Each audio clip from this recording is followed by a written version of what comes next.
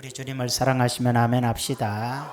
서로 인사합시다. 하나님이 당신을 많이 사랑합니다. 하나님이 당신을 많이 사랑하십니다. 한 번 더 합시다. 옆 사람들 감사합니다. 감사합니다. 함께 해주셔서 감사하고, 결혼했으면 나하고 결혼해 주셔서 감사하고, 같은 교회 다니면 같은 교회에 계셔서 감사하고, 이 땅에서 살고 있으면 함께 이 세상을 살아가는 것도 감사하다. 범사에 감사라 했으니까 오늘은 성령의 인도함을 받으라, 성령의 인도에 대해서 말씀을 나누도록 하겠습니다. 성령의 인도하심, 성령의 내주하심 어려워요. 교회 처음 나온 사람이거나 신앙생활 열심히 하는 사람들은 뭔 소리인지 하나도 몰라요. 그냥 주님이 내게 은혜 베풀어 주소서 그렇게 그냥 앉아 계시면 돼요. 근데 놀랍게도 성령이 역사하시면 또 깨달아져요. 알아져요. 그렇게 감사하죠. 성령의 내주란 뭐냐면 사람들은 생각하기를 이제 좀 쉽게 설명해 볼게요. 내가 예수 믿는다 다 그렇게 생각해요. 그리고 또 이 자리에 계신 분 중에서 일부는 내가 예수님 안 믿는다. 내가 안 믿지 뭐. 어떤 사람은 내가 믿지 뭐. 그리고 내가 언제든지 안 믿을 수 있지 뭐. 또 이 자리에 있는 분이 내가 언제든지 나도 믿을 수 있지 뭐. 이렇게 생각하는데 절대로 그렇지 않다는 거죠. 내가 믿으려고 한다고 해서 믿어지는 것도 아니고 내가 안 믿으려고 한다고 해서 안 믿어진 것도 아니란 얘기예요. 성령께서 나에게 믿음을 주시니, 나를 택하여 믿음 주시니 내가 믿어지는 거고, 하나님이 내게 은혜를 주지 않으니 내가 안 믿어지는 거예요. 그렇게 생각하시면 돼요. 그런데 마귀가 자꾸 그 믿음을 빼앗아 가려고 노력하는 거죠. 물론 또 눈에 믿음이 없는 사람은 뭔 마귀야, 뭐 영화 보냐 우리가 그렇게 생각할지 모르지만은 절대로 보이지 않는 세계에 악의 영이 존재하고 있다는 거죠. 그 성령의 내주하시면 뭐냐? 내가 구원받았다는 뜻이에요. 내가 예수님을 나의 구주로 믿는다는 거예요. 너 예수님 믿어? 나 믿어. 천국 믿어? 나 믿어. 성경 말씀 믿어? 그럼 성경 말씀 믿어. 이 성령이 내 안에 계신 사람들은 하나님 말씀이 믿어지고 또 내가 하나님의 자녀인 게 믿어진다는 얘기예요. 그런데 어려움이 오거나 고난이 오거나 힘든 일이 오면 헤쳐나가지를 못하죠. 헤쳐나가지를 못하죠. 넘어져 버리거나 쓰러져 버리거나 뭐 이럴 거라면 내가 예수 믿어 그러면서 넘어지는 거죠. 여러분 자녀들이나 가족들이나 주위의 사람들이 다 그런 마음 때문에 교회를 안 다니죠. 우리 아들이 믿는 것 같은데 왜 교회 안 나올까? 믿는 것 같지만 안 믿어요. 믿음을 이미 잃어버렸어요. 왜? 세상 풍파에, 세상 마음에 뺏긴 거죠. 그래서 성령의 충만은 뭐냐? 예수 믿는 사람에게 성령이 계시는데 그 성령께서 나에게 권능을 입혀주셔요. 그래서 우리 주님도 그런 말씀 하시잖아요. 성령의 권능을 입는 거예요. 구하는 자에게 성령을 주지 않겠느냐? 그렇게 얘기하셨어요. 성령의 권능이 입혀지면 그때는 놀라운 역사 가운데 살아요. 고난과 어려움 쉽게 헤쳐나가요. 그러니까 똑같은 사람인데 어디가 몸이나 마음에 뭐 장애가 있으면 인생을 좀 살기가 어렵고, 근데 그걸 떠나서 어린아이들은 자기 문제를 헤쳐나가지 못해요. 초등학생 아이가 학교를 다니는데 만일에 회비가 100만 원이다 200만 원이다 학교에 세비 내야 그러니까 얘가 절대로 자기 힘으로 헤쳐나가지 못해요. 그래서 부모님 좀 주세요 그러죠. 그런데 성인이라면 30살 먹은 사람이고 40살 먹은 사람이라면 내가 공부하는데 학교에서 회비를 200만 원 500만 원 내라 그래도 본인이 알아서 해요. 즉 문제가 생겨도 문제를 헤쳐나갈 수 있는 사람과 문제가 생기면 문제를 절대 헤쳐나가지 못하는 사람 두 가지가 있더라 이 말이에요. 예를 들어서 워치만 위라는 사람이 성령의 사람인데 문제가 생겼어. 큰 문제가 생겨서 하나님께 기도를 해요. 이 문제가 좀 해결되기 원합니다. 내 앞에 있는 고통의 문제가 해결되기 원합니다. 이렇게 간절히 기도할 때 자다가 꿈을 꿔요. 꿈을 꾼데 하나님의 음성이 들려요. 자기가 배를 타고 가요. 계곡에서 배를 타고 내려가는데 큰 바위가 계곡에서 막고 있어요. 그래서 자기 배가 그 바위 위에 걸려갖고 더 이상 갈 수가 없어요. 이거 어떡하나 그렇게 있는데 하늘에서 음성이 들려요. 하나님 음성이 들려요. 뭐라고 하냐면 바위를 없애주랴, 물을 불려주랴 그래요. 네 앞에 있는 바위를 없애줄까, 물을 불려줄까. 꿈에서 깨어났어요. 아하, 나에게 있는 문제가 지금 바위에 걸려서 해결해 나가지 못하는데 뭐가 오면 돼? 이걸 내가 깨트리고 가기가 어려워. 근데 물이 불어나면 그냥 바위를 넘어서 가버리 배가. 아, 성령 충만이구나. 성령으로 충만하면 모든 문제 위에 내가 흘러가게 되는 거고, 내가 성령의 충만함이 없으면 모든 문제에 부딪혀서 내 인생길이 고통의 길이 될 수밖에 없구나. 이걸 깨닫게 되는 거예요. 그래서 그 사람이 영에 속한 사람이라는 책을 쓰기도 했고 많은 중국의 복음을 많이 전했던 사람이기도 해요. 이와 같이 성령을, 내가 예수 믿는 것과 성령의 충만함을 받는 것과는 꽤 많은 차이가 있어요. 성령을 충만함 받은 사람은 입에 원망불평이 사라지고 모든 걸 긍정적이고 모든 걸 믿음으로 살 수가 있어요. 믿음으로 나가는 성향이 있고, 성령이 충만하지 않으면 인간의 생각과 인간의 판단으로 모든 것을 헤쳐나가게 되는 걸 볼 수 있어요. 우리 인생의 삶 속에서도 참 소중한 게 있는데, 미국에서 한 회사가 있었어요. 오래전입니다. 아주 오래전. EU가 형성되기 전, 유럽의 연합 하나가 되기 전에 미국의 회사를 운영할 때 달러는 치솟고 마르크와는 떨어져요. 독일 돈은 가치가 떨어지고 미국 돈은 가치가 자꾸 올라가요. 그럴 때 이 사람이 이제 기도하는 중에 하나님께서, 이 사람 하나님의 사람이에요. 그래서 기도하는 중에, 이 부사장인데 기도하는 중에 하나님 음성이 들려요. 뭐라고 들리냐면 너의 회사의 모든 돈을 다 마르크화로 체인지해라, 바꿔라 그래요. 깜짝 놀랐어요. 지금 마르크화가 하락세인데 계속 떨어지는데 어떻게 그걸 바꾸라고 하십니까? 바꾸라. 그렇게 그 환상에서, 꿈에서 깨어나서 이제 기도하다가 그 음성을 듣고 깨어나서 이게 뭐지? 하고 나서 하나님 말씀이니까 순종하자. 그래서 그 자기 회사에 있는 모든 자본을 다 독일 돈으로 체인지시켰어요. 그러자 회사의 이사들이 난리가 났어요. 저 부차장 미친 거 아니야? 회사를 어떻게 하려고 그래? 지금 말이지, 독일 돈이 추락하고 있는데 돈을 바꿔버려? 그러면 계속 돈 가치가 떨어져서 우리 회사가 큰 손해를 보게 되는데, 그리고 그 직원들도, 임직원들도 그래요. 부사장이 조금 미쳤나 봐. 그러면서 막 그래요. 이게 얘기된 거 아니야? 막 그러잖아. 큰일 났네. 우리 회사 어떡하려고 그래? 막 그랬어. 그런데 한 달도 안 돼서 갑자기 마르크화가 치솟기 시작해요. 어마어마하게 솟고 달러가 떨어지기 시작해요. 그래서 엄청나게 회사가 큰 자본을 획득하게 돼요. 큰 힘을 얻게 돼요. 그러자 사람들이 그때서 뭐라고 그래요? 아니, 우리 회사 부사장은 선견지명이 있나 봐? 어떻게 알았지? 막 찾아가서 그래요. 부사장님 어떻게 알았어요? 어떻게 달러가 내려가고 마르크화가 올라갈 줄 알았어요? 그 선견지명이 뭐예요? 그러니까 웃으면서 그랬어요. 선견지명 없어요. 기도하다가 성령께서 나에게 마르크화로 체인지하라 그런 음성을 듣고 그냥 내 생각은 아닌데 하나님 음성이니까 그냥 순종했을 뿐이에요.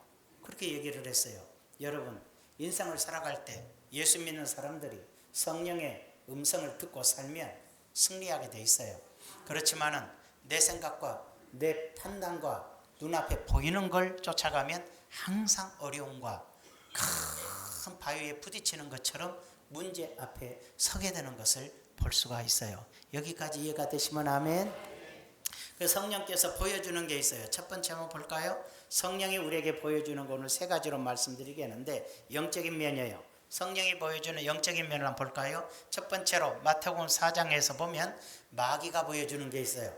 예, 마귀가 보여주는 게 있고 하나님이 보여준 게 있다 이 말이에요. 이 세상 여러분들에게도 이게 오늘 설교 잘 들으면 복을 받고 여러분 인생이 달라질 수 있지만, 듣기는 듣는데 믿음이 없어 아무 생각 없이 살면 그냥 오늘도 마당만 받고 가는 거예요. 마귀가 또 그를 데리고 지극히 높은 산으로 가서, 보세요. 마귀가 예수님을 데리고 높은 산으로 갔어요. 뭘 보여줬어요? 천하만국과 그 영광을 보여. 마귀가 우리 주님에게 보여주는데 뭘 보여주냐? 여러분에게 똑같은 거야. 뭘 보여줘요? 지극히 높은 산으로 가더니 천하만국을 보여줘요. 이 세상을 보여주고 그 영광, 세상의 영광을 보여줘요.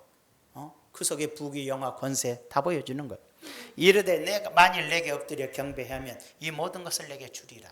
물론 예수님은 사탄아 물러가라, 하나님만 경배해야지 니까지 것에게 경배하지 않는다. 그냥 물리치지만 여기서 제가 강조하는 건 뭐예요? 마귀가 우리에게 보여주는 것은 세상 뭐예요? 만국과 세상의 영광을 보여줘요. 여러분 언제나 여러분들에게 텔레비전이고 뭐이고 모든 것이 다 세상 아름다운 것과 세상 영광과 세상 온 나라를 보여줘요. 그게 바로 마귀가 우리에게 보여주는 거예요. 성령은 우리에게 뭘 보여주냐? 볼까요? 요한계시록 21장에 성령으로 나를 데리고 똑같아. 성령께서 나를 데리고 크고 높은 산으로 올라가. 자, 아까 마귀도 크고 높은 산에 올라가서 보여줬어요. 여기서도 크고 높은 산으로 똑같이 올라갔어요.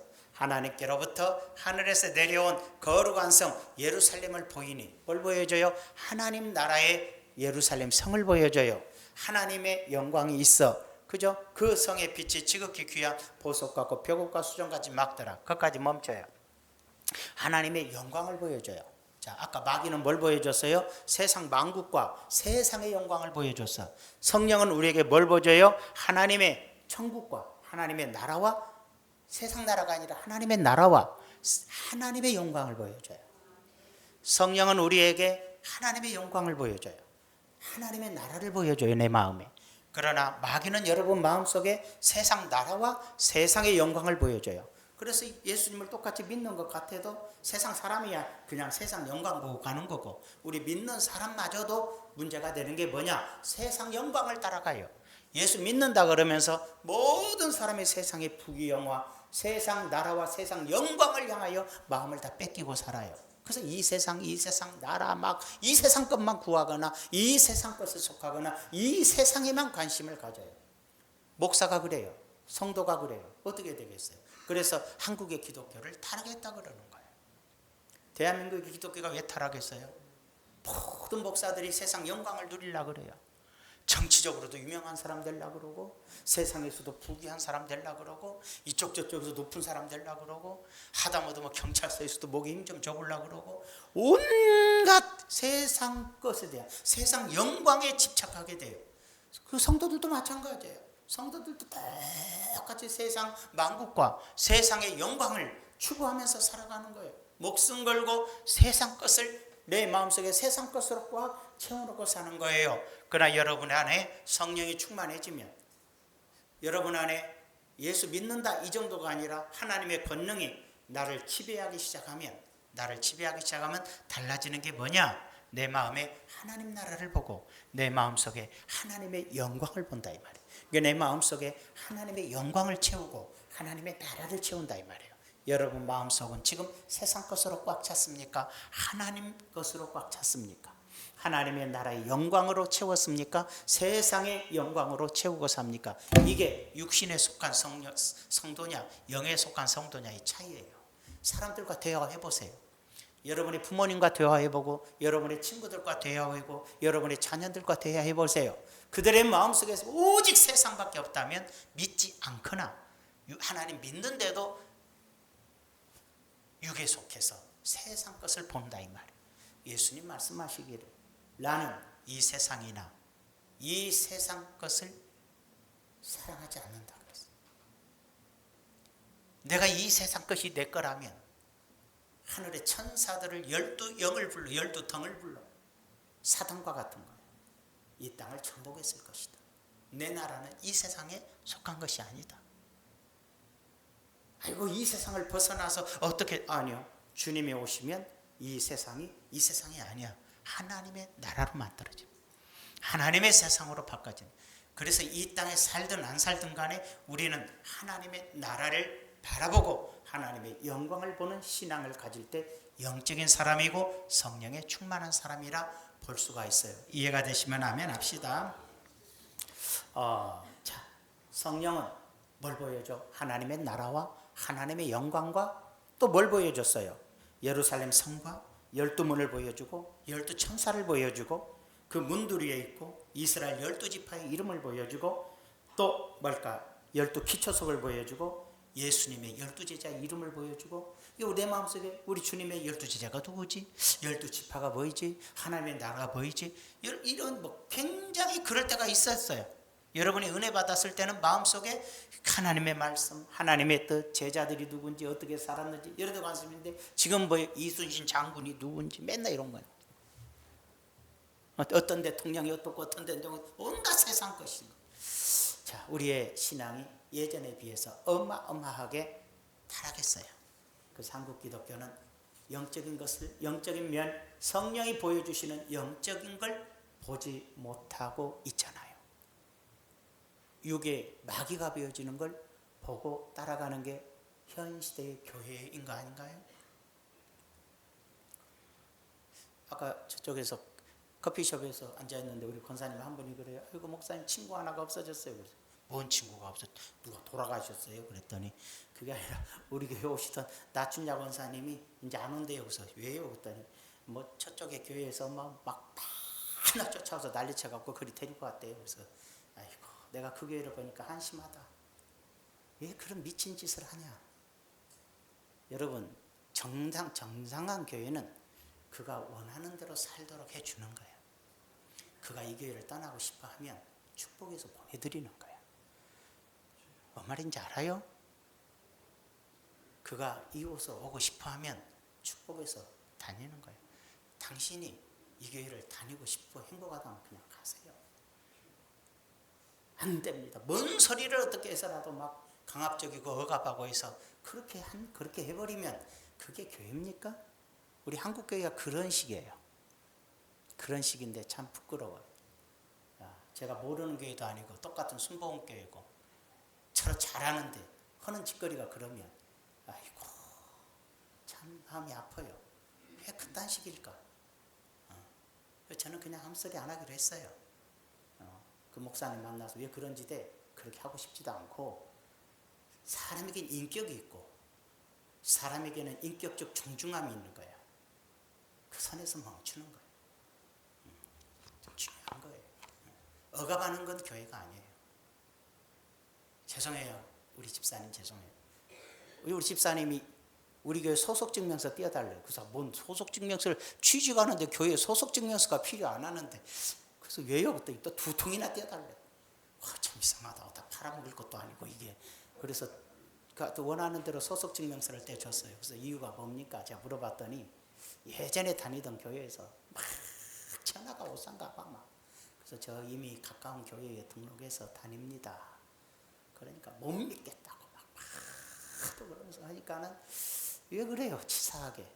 그래서 나는 괜찮아요. 그래서 그 소속증명서를 갖다 주었대요. 잘 다니고 있다고. 2군데다가. 여러분 우리 한국교회가 언제 이렇게 돼버렸어요? 왜 이렇게 유치해지기 시작했어요? 1200만 명일 때와 600만일 때의 차이겠죠. 우리 한국 교인들이 어느 목사님이 정확히 얘기해요. 600만 명이래요. 절반이 없어졌어요. 다시 말해서 무슨 뜻이에요? 마귀가 보여주는 이 세상 만국과 이 세상 영광을 보여주는 것으로 쫓아갔다는 얘기예요. 그러나 하나님의 나라와 하나님의 영광을 바라보는 성도들은 하나님의 교회를 떠날 리는 없는 것이지요. 그 차이가 있는 거죠. 그러니까 한국교회가 망했다. 주님의 나라는 망하는 법 없어요. 주님이 원하시는 것은 예배당 많이 세워지고 숫자 많은 걸 꼭 원하는 거 아니에요. 하나님의 구원받은 백성들이 승리하여 하나님 나라에 들어가는 것을 원하는 것뿐이에요. 자, 넘어가 봅시다. 2번째로 성령이 보여주는 것은 사역적인 면이 있어요. 자, 첫 번째로 뭘 보여줘? 영적인 면을 지금 말했어요. 사역적인 면이 있어요. 사도 바울이 하나님께 예수님께 부름을 받아 이제 사도가 되었어요. 근데 주님이 말씀하시기를 너는 이방인들에게 복음을 전하는 사도로 세운다. 그래서 그는 이방인의 사도라고 말했어요. 그래서 유대인들에게 복음 전한 것이 아니라 이방인들에게 복음을 전했어요. 그것이 어디냐? 소아시아. 에베소가 소아시아예요. 에베소, 갈라디아, 비두니아 이런 데 다니면서 저는 1차 선교 여행을 통해서 복음 전하고 2차 선교 여행을 복음 전하고 계속 왜냐하면 이 자리가 다 에베소고 소아시아고 갈라디아고 비두니아고 이런 데가 다 어디냐면은 지금의 터키예요. 튀르키예. 우리나라보다 뭐 땅이 훨씬 크고 넓으니까 전할 것도 많았겠죠. 그런데 사도 바울이 가는 곳마다 놀라운 역사가 일어나요. 이 지역에서 복음을 전하면 다른 도시 사람들이 놀러 왔다가 시화당에서 복음 전하는 거 보고 거기서 예수 믿게 되어서 자기 동네 가서 교회를 세워버려요. 그래서 바울이 세운 교회도 있겠지만 어마어마하게 많은 교회들이 엄청나게 부흥하면서 세워지는 거예요. 이 놀라운 일들이 막 역사가 일어나게 되니까 사도 바울은 이방인의 사도로서 전 세계를, 이스라엘 빼고 전 세계가 다 이방인데 이 세계에 복음을 전하려고 나를 불렀으니, 이 지역이 이렇게 부흥되는 거 보니까, 이 지역이 교회들이 가득가득 세워진 거 보니까 이 지역을 통하여 전 세계로 복음을 전하는 전초기지가 되겠다쯤 생각한 것 같아요. 그래서 그것을 떠나지 않아요. 계속해서 튀르키예 지역을 다니면서 복음을 전하는데, 오늘 보니까 성령이 아시아라니까 우리나라가 아니고 소아시아 지경, 터키 지경이에요. 아시아에서 말씀을 전하지 못하게 하시고는 깜짝 놀랐어요. 오늘날 성령이 설교를 못하게 해요. 그래서 부르기아와 갈라디아 땅으로 갔어요. 부르기아 갔는데도 안 돼요. 갈라디아 교회도 있잖아요. 갈라디아 갔는데도 하나님이 말씀을 못 전하게 해요. 7절에 보니까 뭐라고 했어요? 무시아 지역에 앞에 이르러 갔는데 역시 복음을 전할 수가 없어요. 비두냐로 가고자 애쓰되 예수의 영이 허락하지 아니한지라. 이제 비두냐 가까이 못 가. 이제 움직이지도 못하게 해. 그래 다시 무시아를, 그죠? 다시 무시아를 다시 돌아서서 비두냐로 가려다 무시아로 돌아서서 들어와라는 곳으로 내려갔는데 밤이 돼 버렸어요. 깊은 밤이 돼서 하나님, 이거 뭐 하루 이틀 왔다 갔다 한 게 아니에요. 지금 너무나 많은 시간을 돌아다녀도 성령이 설교를 못하게 하고 말씀을 전하지 못하게 하니까 그곳에서 가만히 앉아 있는데 환상이 보여요. 환상이 보이는데 마게도냐 사람 하나가 환상 중에 서서 와서 우리를 도우라. 마게도냐로 건너와서 우리를 도와주세요. 그래. 그럼 마게도냐 사람은 어떤 사람이죠? 터키 사람은 원래 돌골족들이잖아. 저 이쪽에 걔들이 흘러갔잖아. 걔들이 원래는 돌골족은 아니야. 터키도 좀 아프리카 사람 비슷해서 원래는 아니고. 그런데 이 사람들은 그래도 머리가 까맣고 눈이 까만데, 여기 그 마케도냐는 그리스거든. 코가 뾰족하고 피부가 하얗고 머리가 노랗고 그래. 눈도 파랗고. 그러니까 마케도냐 사람을 바로 구분할 수가 있잖아요. 그래서 우리를 거기서는 유럽이잖아요. 유럽인 마케도냐로 건너오라는구나. 그래서 마게도냐로 건너가요. 그리스 지역이죠.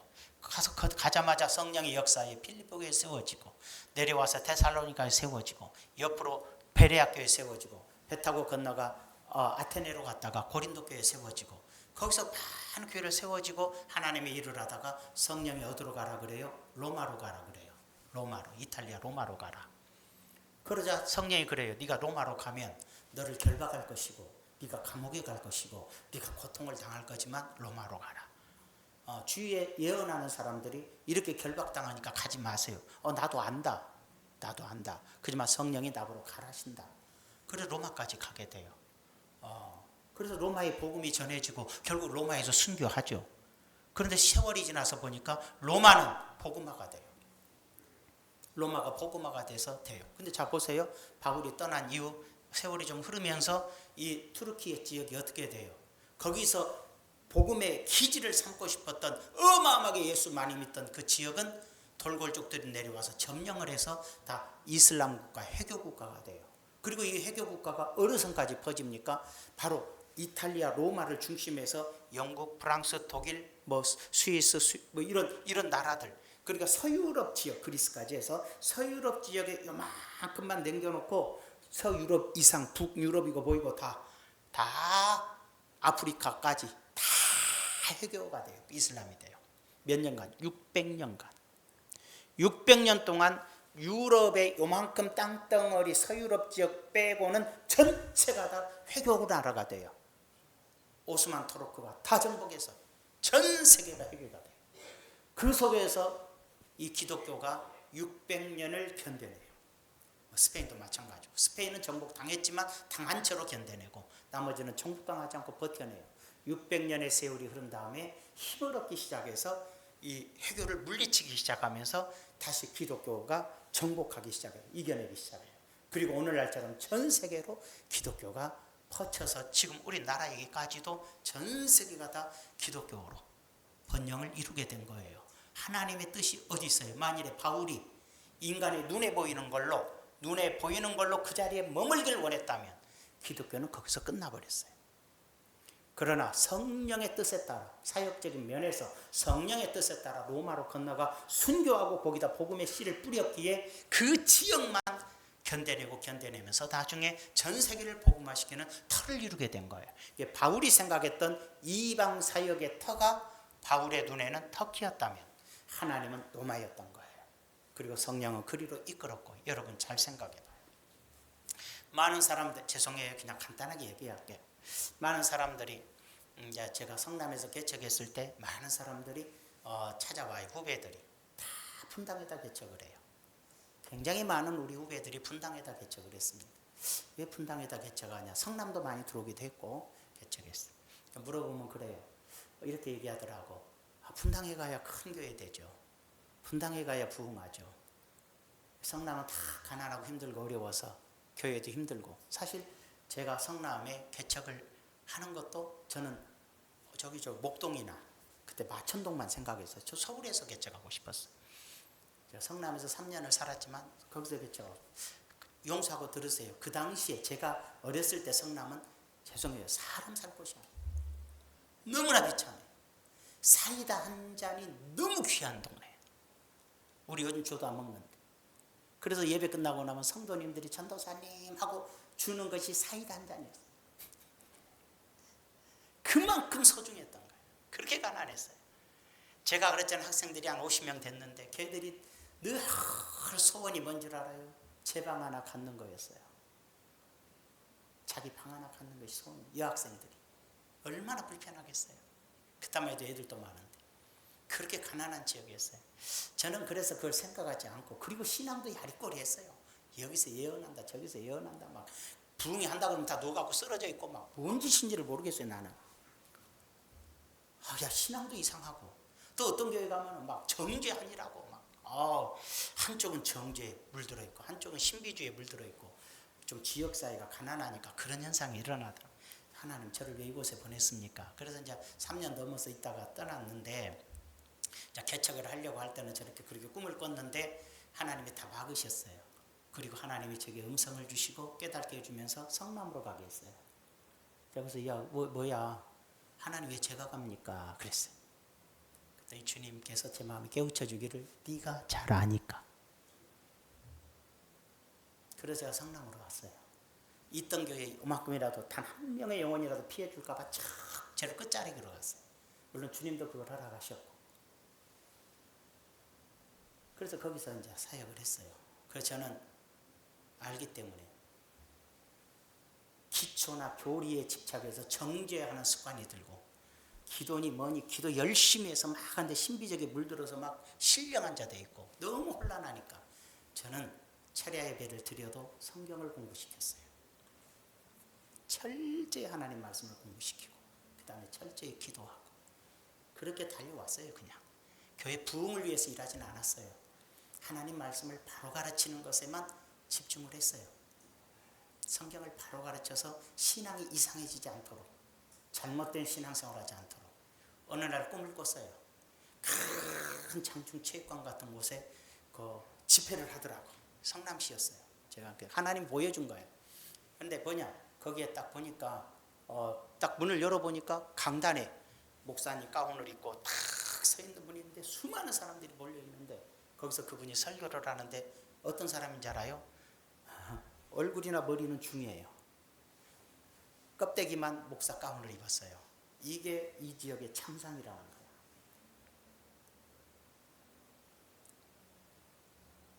영으로는 악령의 세계 속에, 겉으로는 기독교의 모습인 거예요. 그래서 저는 오직 말씀으로만, 성경으로만 그렇게 살았어요. 부흥도 안 됐죠, 당연히. 그렇지만 철저하게 하나님 말씀을 바로 가르치기에만 힘쓰고 살아왔던 이유가 거기에 있어요. 네가 잘하니까 가라고. 세월이 흘러서 어느 정도 부흥이 됐을 때 땅을 사라고 하고 교회를 지라고 그랬어요. 여기다 지래요. 자, 못 진다고 저 광주에 있는 교회를 사버리려고 그랬어요. 시내에. 이쪽에 뭐 그때 개발도 안 되고 그 무덤밖에 없고 묘지밖에 돈밖에 없고 밥밖에 없는데 참 힘들죠. 근데도 하나님이 여기를 사게 해서 샀어요. 어쩔 샀어요. 그 다음에 그쪽으로 가려고 그러는데 내가 엄청나게 욕을 먹고 막 나를 웃기더라고. 하나님 뜻이 아니구나. 그리고 나서 그냥 나는 원치 않지만 주님이 하라니까 지시요. 좀 오해 마십시오. 지라고 놓고 와보지도 않았어요. 건축할 때 제가 몇 번 안 왔어요.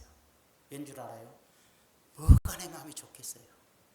주님이 가라고서는 가는데 무슨 마음이 좋겠냐고. 성도들이 가난해서 자가용 하나 있는 사람도 제대로 없는데 이쪽으로 옮겨놓고 나보러 어떡하라고. 그런데 감사한 것은 성도님들이 한 번도 안 따르고 다 따라왔어요. 그게 주님이 하신 일이야. 그래서 주님이 하시는 거구나. 세월이 흐르까지 여기까지 왔어요. 자, 우리 봅시다. 많은 사람들이 분당에 간다 뭐 한다. 성령의 뜻에 따라 살지 않고 성령의 인도를 받지 않고 자기 생각과 판단으로 가서 다 문 닫고 다 성공한 사람 하나도 없어요. 일산도 마찬가지. 그냥 원치 않아도 주님이 가라서 갔더니 그냥 있는 거야. 저를 위해서 주님이 교회라는 건 아니잖아. 교회를 위해서 내가 있는 거지. 시키는 대로 하는 거. 여러분도 마찬가지. 그럼 시간이 지났을 때 우리가 한번 생각해 보자는 거예요. 하나님의 계획은 지금을 보는 건 아니란 말이에요. 앞으로 50년 후를 볼 거고 아시면 100년 후를 볼 거라고. 내가 해야 될 것은 어디 시점까지는 몰라도 나를 여기까지 끌어왔다면 그걸로 끝나는 거고, 이 교회를 향한 뜻은 하나님의 인도와 하나님의 명령에 따라 이루어진 교회니 하나님의 뜻이 성취되는 교회인 건 당연하다 이 말이에요. 그러나 인간의 눈과 판단으로 생각하면 그걸 따라가지 못하죠. 그래서 좋은 자리, 좋은 위치, 여기 가면 저기 가면 하다가 성령의 인도받지 않고 인간의 수단과 방법으로 가다가 결국은 다 무너진다 이 말이에요. 10년 동안 10만 명에 가까운 주의 종들이 신학교를 졸업했어도 교회는 하나도 늘어나지 않은 이유가 뭘까? 성령의 뜻에 따라 살지 않고 성령의 인도를 받지 않고 인간의 생각으로 요즘 목사님 되면 좋다더라. 큰 교회 가면은 월급도 많이 준다더라. 이왕에 믿는 거 목사 되자. 이런 식이 아니었을까? 그러다 보니까 막상 졸업하고 가려고 하는데 이제 안 됩니까 그게? 인간의 생각과 하나님의 생각이 다른데 그러다 그들은 다 이름만 목사요 이름만 전도사지 다 세상 일하고 있고 세상 직장 가지고 있지. 아무것도 교회 수 줄었어요. 성도 수 줄었어요. 그 많은 사람이 다 주의 일했더라면 그런 현상이 있겠습니까? 오늘날도 신학교에서 저 강의합니다. 신학생들이 그래요. 불러준 데가 없어요. 갈 데가 없어요. 화냈어요 학생들한테. 4,500만 명이나 예수 안 믿어. 우리나라에 지금 4천만 명 이상이 예수도 안 믿어. 갈 데가 없어? 지금 뭐하러 왔는데? 주님이 불러서 왔어? 주님이 불러서 왔으면 부름을 들었어? 그러면 가라는 것도 들어야지. 선교사로 가라면 가고 시골로 가라면 가고 성령의 인도를 따라 가면 다 갈 수 있는데 니들의 욕심이 마귀가 주는 세상을 보여주는 그걸 따라서만 쳐다보고 있으니 불러준 자도 없고 느낌도 없지. 성령을 따라 살아봐. 갈 곳이 없나? 전할 곳이 없나? 여러분 그렇지 않아요? 그것은 주의 정도 영적인 사명의 방향성을 성령이 이끌듯이 성도들도 세상 걸 바라보지 않고 하나님을 바라보면 성령이 주시는 사명을 감당할 수가 있는 거예요. 승리하시길 바라요.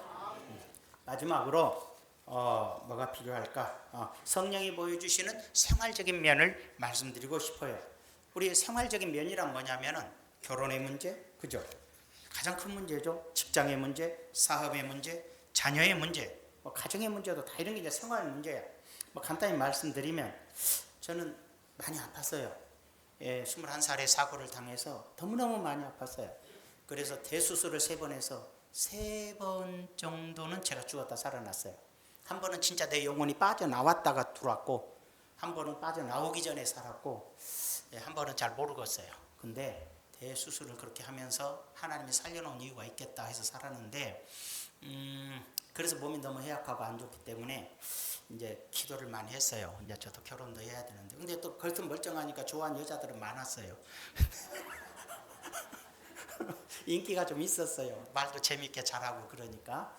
근데 뭐 하나님이 허락하지 않으면 안 되니까. 근데 어느 날 하나님께서 보여주셔요. 깨우쳐 주셔서 음성을 들려주셔요. 제가 성남에서 갑자기 방 안에 있는데 기도 않고는 견딜 수가 없더라고요. 그래서 뛰쳐나갔어요. 예배당에 뛰어들어가서 약 1시간 이상을 기도하는데 내가 5분 기도한 줄 알았어요. 그때 하나님의 음성을 주셨어요. 내가 다 예비한다. 내가 다 준비한다. 그렇게 얘기하시더라고. 그래서 그때 아멘 하고 이제 기다렸더니 만나게 됐어요. 잘 만나면 이렇게 늙어 죽더라까지 사는 거예요. 못 만나면 못 사는 거예요. 여러분 잘 생각해야 돼. 왜 위기가 없겠어요? 위기도 있을 수 있고 여러 가지 있어요. 근데도 하나님이 맺어준 사람들은 천국 가서까지 잘 살아요. 근데 요즘 젊은이들이 어떻게 살아? 사랑해서 만나야 될 거 아니에요. 그지? 사랑해서 만나야 돼. 사랑해. 근데 요즘 젊은 사람들 어떻게 만나요? 조건으로 만나요. 언제부터? 지금부터 한 20년 전부터 자꾸 조건으로 만나기 시작했어요. 사랑이 뭔 소용? 남자가 가진 돈이라는 조건, 남자가 가진 지위라는 조건, 여자가 가진 미모라는 조건이나 여자가 가진 집안의 조건들을 자꾸 조건을 보고 만났어요. 그 결과 어떻게 됐어요? 우리나라 46% 이혼율이에요. 조건 안 만나고 그냥 서로 사랑해서 만나면 고난도 헤쳐가고 어려움도 헤쳐가요. 그래 조건으로 만나니까 조건만 틀어지면 헤어져야지. 조건이 틀어졌고 뭐 물론 실수로 만날 수도 있어. 실수로 너무 착해갖고 그런 게 빼고 말한 거야. 그런 거 빼고 여러분 인간은 조건으로 만나는 게 아닙니다. 사랑으로 만나야 되고 기도를 통해서 만나야 돼. 성령을 통해서 결혼도 성령을 통해서. 간단히 얘기 드리면 우리나라에 천국 가신 김중권 목사님이 계시잖아요. 그분이 대학생 선교회를 이끌었기 때문에 수많은 대학생이 그분을 따랐죠. 그런데 그때 정말 사랑했던 두 제자, 여자 제자가 도와주는 제자가 있는데 둘 다 시집을 갔어요. 한 청년은 한 자매님은 참 믿음 보고 같은 동료와 결혼했어요. 가난하지만 한 동료는 진짜 재벌집으로 갔어요. 재벌집으로 잊어버렸어. 목사님이 이제 다 시집가 사니까 전화가 왔어. 목사님, 자매님 오래간만이네. 10년 후 어떻게 살아? 애도 낳고 행복해요. 너무너무 행복하게 잘 살고 있고 교회 잘 섬기고 있습니다. 그래. 근데 같이 친구였던 그는 그랬더니 그 친구요. 말을 안 해. 그래서 그 친구한테 전화 좀 하라 그래. 그래서 이제 전화를 했어요. 그 친구가 전화가 왔어. 어떻게 지내? 그랬더니 목사님 저는 지옥입니다. 못 삽니다. 예수 안 믿고 조건 보고 돈 보고 간 여자는 10년 후에 지옥이 됐어요. 그러나 가난을 떠나서 그냥 믿음 보고 신실한 신앙 안에서 결혼했더니 지금 10년 후에 천국이라고 고백했어요. 여러분 잘 아셔야 돼요. 성령의 인도를 따라갈 거냐, 그냥 육신의 생각, 마귀가 보여주는 세상 만국과 세상 영광과 세상 부귀와 세상을 볼 거냐, 성령이 보여주는 하나님의 나라와 하나님의 영광을 볼 거냐. 그것이에요. 성령의 인도를 받아라 이 말이죠. 사역도 성령의 인도를 따라야 된다. 주의 종들도 성도들도. 마지막이 뭐라고요? 인간 생활도 성령의 인도를 따라 사십시오. 끝낼게요. 역대하 4장에 보니 뭐랬어요? 야베스는 그의 형제보다 귀중한 자라. 그의 어머니가 이름하여 이르되 야베스라 하였으니 이는 내가 수록오래 낳았다 함이었더라. 야베스가 이스라엘 하나님께 아뢰어 이르되 주께서 내게 복을 주시려거든 나의 지역을 넓히시고 주의 손으로 나를 도우사 나로 환난을 벗어나 내게 근심이 없게 하옵소서 하였더니 하나님이 그가 구하는 것을 허락하셨더라. 야베스란 사람이 있었어요. 잘생기고 훌륭하고 존귀해요. 그리고 참 인격적으로도 훌륭하고 모든 게 괜찮아요. 모든 게 괜찮은 분이에요. 누가 봐도 훌륭한 사람이에요. 형제 중에 가장 훌륭하고. 그런데 이상하게 야베스는 나이가 30이 되고 40이 되도록 가난해. 환난과 근심이 끊이질 않아. 아니 이렇게 훌륭하고 이렇게 멋있고 인격적이고 덕이 있고 갖춰준 분인데 왜 인생은 이렇게 고달프고 염려와 근심이 많고 가난할까? 야베스가 인간적 수단과 방법을 따지지 않고 하나님께 기도를 해. 하나님 하나님, 야베스가 이스라엘 하나님께 아뢰어 기도하되 주께서 내게 복을 주시려거든. 하나님, 내게 이왕에 복 달라는 건데, 근데 복을 달라 기도하는데 주시려거든. 이왕 주실 바에는 내게 지경을 넓히시고, 이게 그 당시엔 땅이지, 땅을 100평 주지 말고 10,000평 주시고, 이거야. 많은 땅을 주시고 주의 손으로 나를 도와주셔서 나를 환난에서 벗어나게 하시고 나에게 근심이 없게 하셨더니 하나님이 들으시고 그가 구하는 걸 다 허락하셨다. 구체적인 얘기는 안 해요. 왜? 이스라엘의 역사를, 지금 유대의 역사를 기록하는 과정에 야베스라는 사람이 나오니까 야베스에 대해서 잠깐 기록한 거거든. 그럼 얼마나 당시에 큰 복의 사람이었는가. 여러분, 야베스 같은 사람이 많이 있어. 이 자리에 사람 괜찮아, 훌륭해, 인격적이고 덕망 있고 착하고 거룩해. 근데 이렇게 저 사람 계속 가난하지? 기도를 안 해서 그래. 성령의 인도를 받아봐. 하나님, 성령의 뜻에 따라 나 세상적 방법이 아니라, 세상이 보는 눈이 아니라 하나님을 바라봅니다. 그래, 하나님이 내게 복을 주시기 원합니다. 하나님이 내게 복을 주세요. 많이 주세요. 땅 100평 주지 말고 10,000평 주세요. 돈 1억 주지 말고 100억 정도 주세요. 아니, 구할 때 잘 구하시라고. 강승현 안수사님 아멘. 네. 근데 계산을 해. 빌립이야, 다 빌립.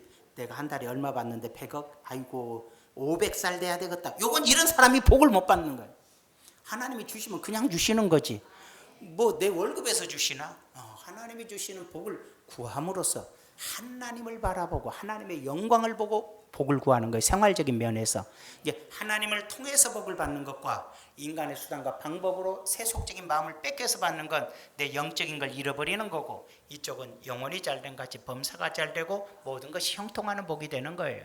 그래서 성령이 우리에게 비추는 것은 첫째 영적인 면이에요. 내가 세상을 볼 거냐 하나님을 볼 거냐. 두 번째로 사명이에요. 내가 하나님의 성령의 뜻에 따라 그 주의 일을 할 거냐. 목사도 성도들도 마찬가지.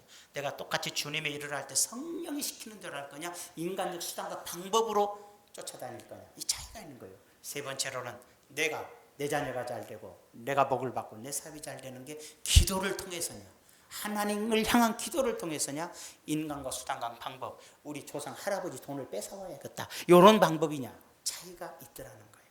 여러분, 이 세 가지 면이 성령이 나를 이끌어가는 방법이에요. 성령의 인도를 받으세요. 근데 성령 인도 받기가 쉬워요? 기도도 안 하고 성령 충만도 안 한대. 그래서 이번 9월 달에 꼭 시간 내고 작정해서 몸부림치고, 아예 우리가 12일 동안, 그렇죠, 적어도 2주 전부터 새벽 작정 기도를 해요. 은혜 충만 받고 성령, 내가 성령 충만 받아 성령의 음성을 듣고 성령의 인도를 받을 수 있는 단계가 되면 여러분의 인생은 달라지게 돼 있어요. 내가 한번 그 단계에 들어가 보고 싶다. 왜? 요즘 세상이 좋고 먹고 살기 좋고 병원 가기 쉽고 하니까 기도하는 사람이 없고 성령의 인도를 받은 사람이 없어. 돈의 인도를 받아. 돈의 인도, 나라의 인도를 받아. 국가가 뭐 안 해주나. 옛날에는 내가 국가를 위해서 어떻게 사는, 요즘 온 국민이 다 국가가 내한테 뭐 안 해주나. 이거 거꾸로 돼버렸잖아요. 옛날에는 우리 신앙이 뭐야, 하나님을 위해서 내가 어떻게 사나. 요즘 신앙인데 하나님 내게 해준 거 있어? 이게 참 문제가 된다 이 말이에요. 그래서 시대적으로 풍요 속에 영적 빈곤이 오는 거잖아요. 요한계시록 7교회 중에서 핍박과 환난과 고난에 있는 2교회는 칭찬에 칭찬을 더해 받았지만 큰 교회 2개, 에베소 교회와 라오디 교회는 칭찬이 하나도 없더란 얘기지.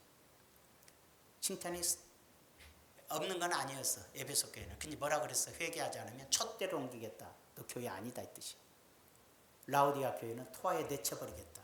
지옥으로 던져버리겠다는 거야. 무슨 뜻이냐면 교회도 교회다워야 된다는 거야. 교회도 교회다워야 된다. 성도도 성도다워야 된다.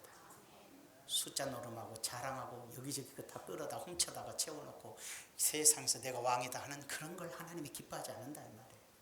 성령이 인도하여 가라는 곳에 가고, 아골고 잡힌들도 가고, 가라고 하면 아프리카도 가고, 가라고 하면 저 산골에 가서 고생애들도 가서 그 영혼 책임지고 하는 거예요. 주님이 원하시는 건 그거지. 우리 인간이 바라보는 관점으로 보지 말자는 얘기예요. 승리하시기 바랍니다. 기도합시다. 좋으신 아버지, 오늘은 성령의 인도함을 받자고 하나님의 말씀을 증거했습니다. 여호와 우리 아버지 하나님, 마귀가 보여주는 것과 성령이 보여주는 것이 다르다는 걸 알았습니다. 우리는 마귀가 보여주는 것에 현혹되지 말고 성령이 보여주는 뜻을 따라 아버지의 영광을 따라 살아가게 도와주시옵시고, 아버지 인간의 생각과 수단과 방법으로 주의 일을 하려고 하지 말고 성령이 인도하는 대로 성령의 이끄심에 따라 사명을 감당하게 도와주시어 하나님의 큰 뜻을 이루게 하여 주시옵시고, 내 생활과 내 환경과 내 자녀와 내 모든 가족에 대해서도 우리 아버지 하나님, 참으로 내 생각 내 판단대로 모든 걸 결정하는 것이 아니라 기도로 결정하고 성령의 인도를 받아서 축복받고 승리하는 가정들이 다 되도록 역사하여 주시옵소서. 예수님의 이름으로 기도하옵나이다. 아멘.